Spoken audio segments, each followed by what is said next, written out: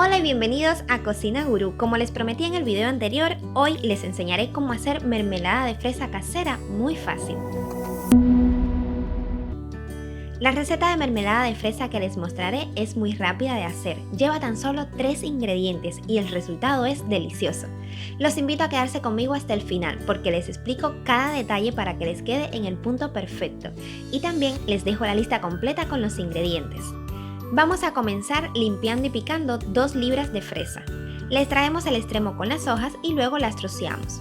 Yo lo haré en porciones medianas porque me gusta que queden con algunos trozos de fresa una vez que esté lista, ya que también la voy a emplear acompañando otras recetas.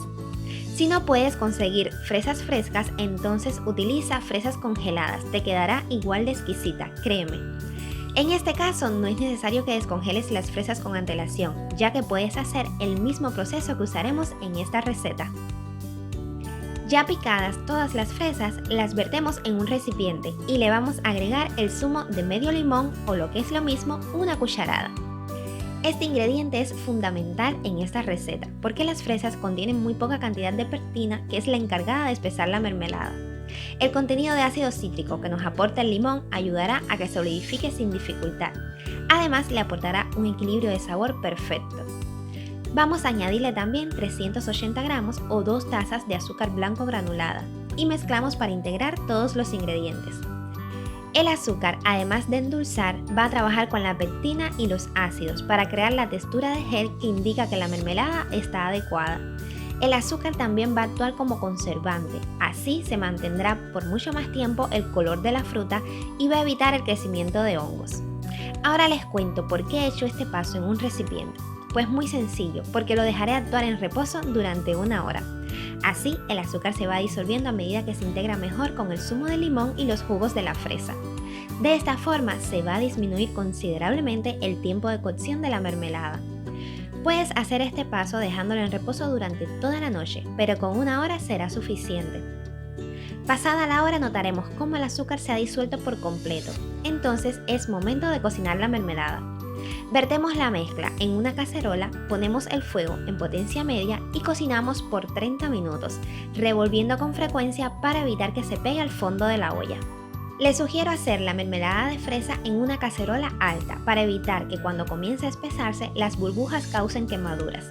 Y mientras hago este paso te invito a suscribirte para no perderte ninguna de las recetas que estaremos publicando en este canal.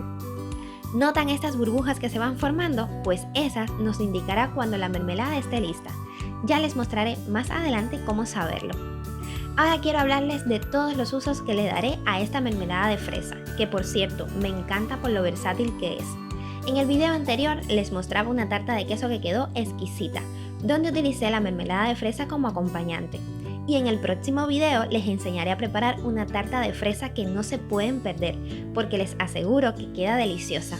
En la cajita de descripción les dejaré todos los enlaces, además de los ingredientes y muchísima información de interés que de seguro les será muy útil, así que no dejen de revisarla luego de ver este video. En este punto ya han pasado 20 minutos, pero todavía la mermelada no está donde queremos. Recuerden que he mantenido el fuego en una temperatura media. Ahora continúo mezclando por 10 minutos más y como notarán está de un color rojo intenso y la espuma ha desaparecido. Ese es el primer indicador por el que nos fijaremos para saber si nuestra mermelada está lista. Otras formas de comprobarlo es fijarnos en el sonido de las burbujas.